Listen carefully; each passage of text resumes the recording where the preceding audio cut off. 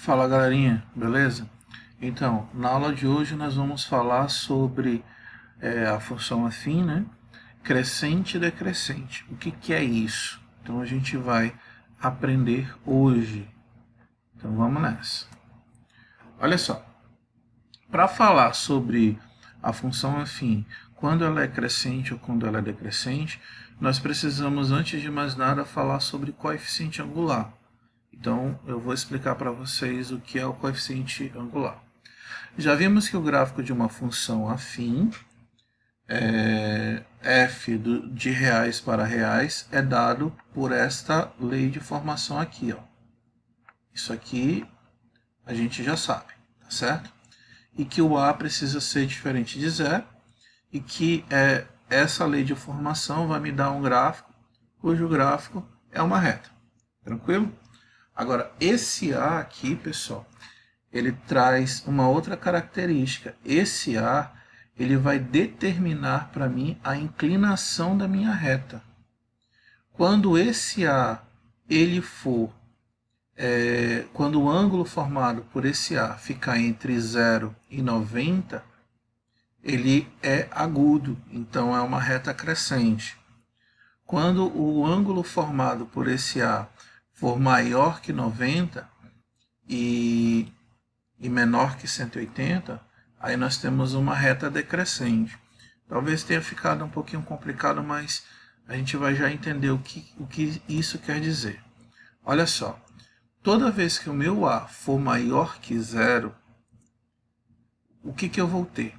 Lembra que quando eu estava trabalhando com a questão do gráfico, deixa eu fazer um gráficozinho rapidinho bem aqui. Por exemplo, o gráfico assim. Quando eu estava fazendo isso, lembra que eu preciso de dois pontos, tá? Vamos supor que eu pegue um ponto aqui assim, ó.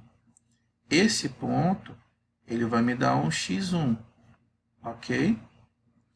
Esse outro ponto aqui, ó, vai me dar um x2, tá certo? Então, todo ponto que eu localizar do meu gráfico, ele vai ter tanto um x quanto um y. E eu preciso de pelo menos dois pontos para localizar isso na minha reta, tá certo? É por isso que eu estou usando aqui o x1 e o x2. E é óbvio que o x1, né, quando ele está aqui, ó, ele é menor que o x2, tá certo?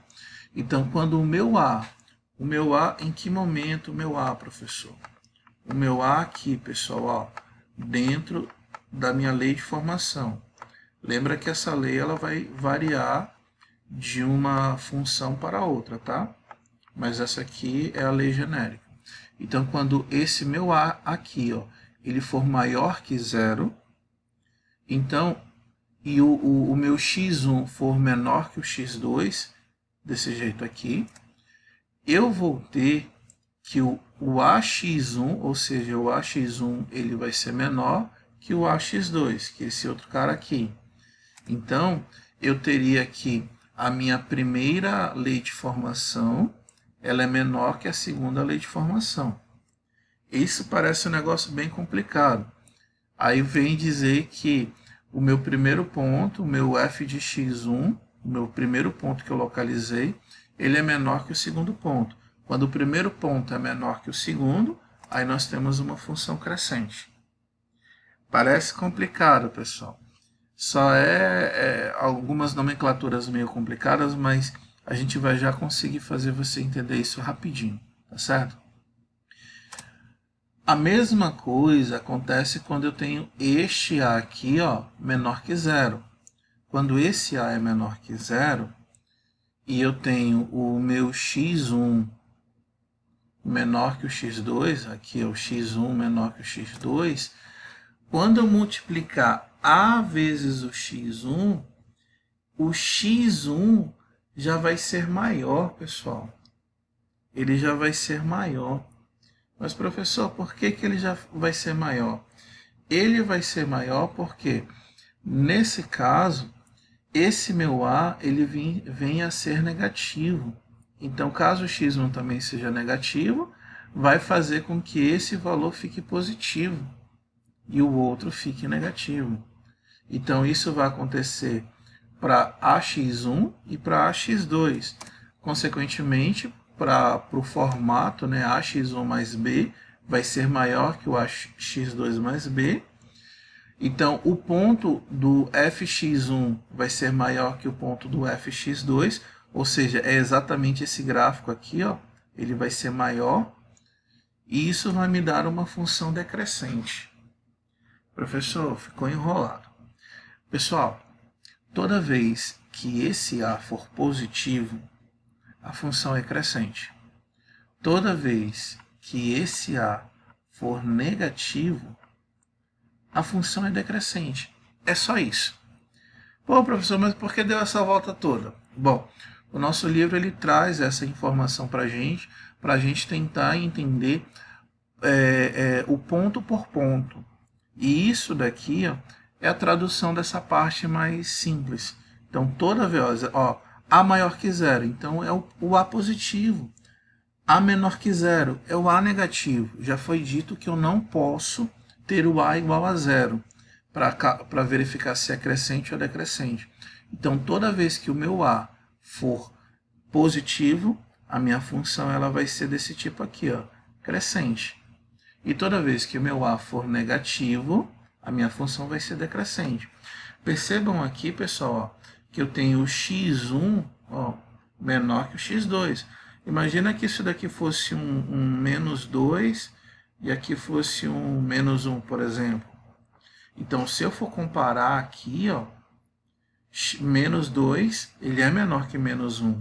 Agora, se eu tivesse que, nesse caso aqui, como o A é positivo, então eu pegaria o A e multiplicaria por menos 2. Eu continuaria tendo menos 2. Ele continuaria sendo menor que menos 1. Já nesse caso, se eu tivesse aqui ó, menos 1 e aqui eu tivesse um 4, por exemplo, nesse cara aqui, ó, esse meu A ele é negativo. Então é como se eu tivesse menos A vezes menos 1. Isso daria o quê? Digamos que daria o A positivo. Ou vamos dizer que eu teria aqui um positivo, já que eu estou falando de número, tá? Vai ficar um pouquinho estranho, mas já que eu estou falando de número.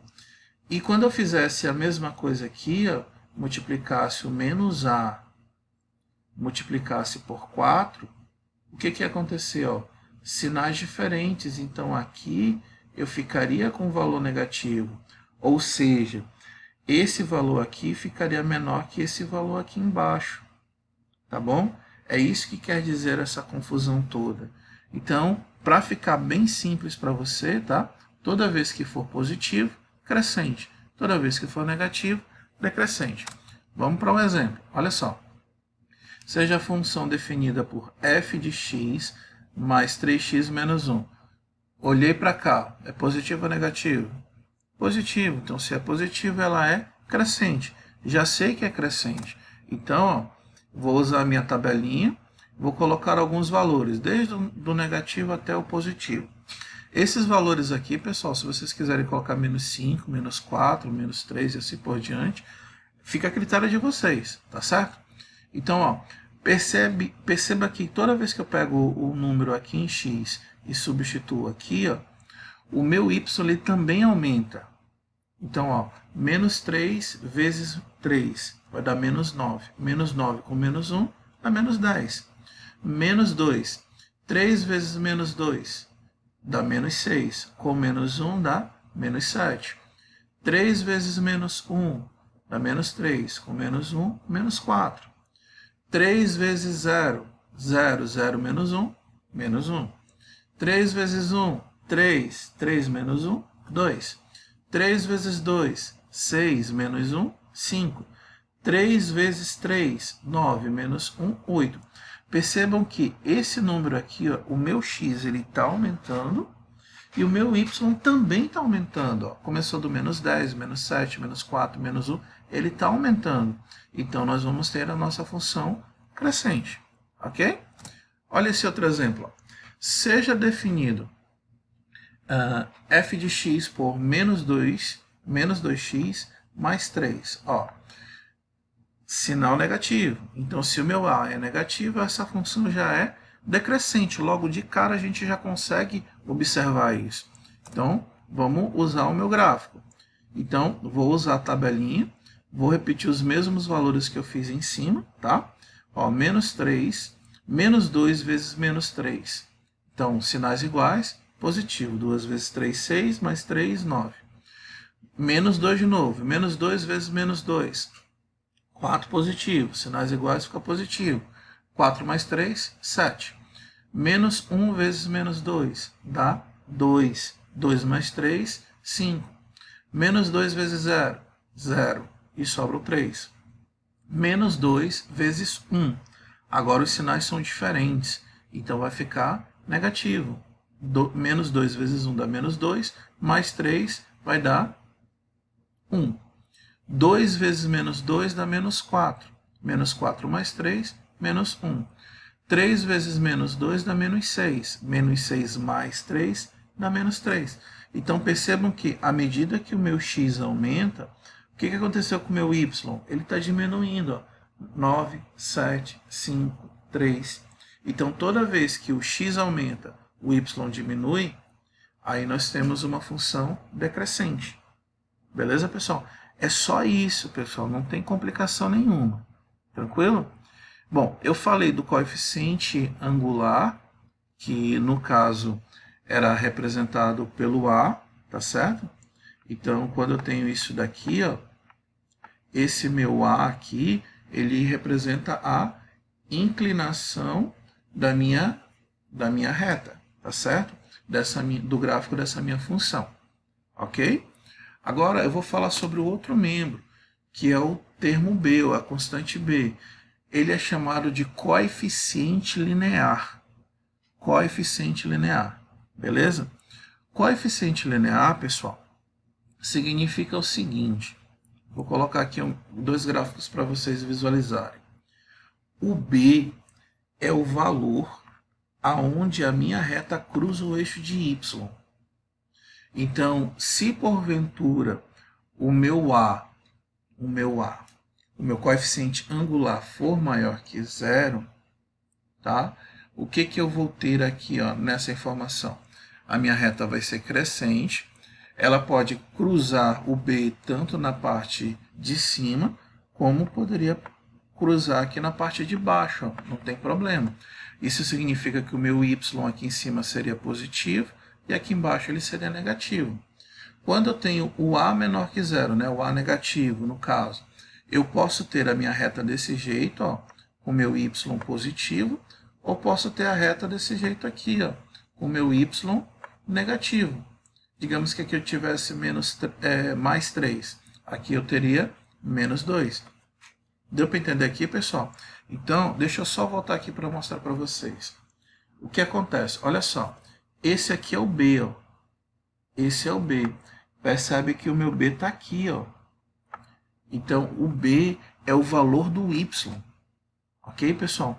Imagina que isso daqui fosse 0. Ó, isso aqui é 0. Então, o que me sobra é o B. E o B é exatamente o ponto onde ele cruza o eixo Y. E nessa daqui de baixo, ó, o meu B ele é o quê? Positivo. Se ele é positivo, significa que ele vai cruzar o eixo de Y no ponto 3. Positivo. Beleza, pessoal? Espero que tenham gostado e até a próxima.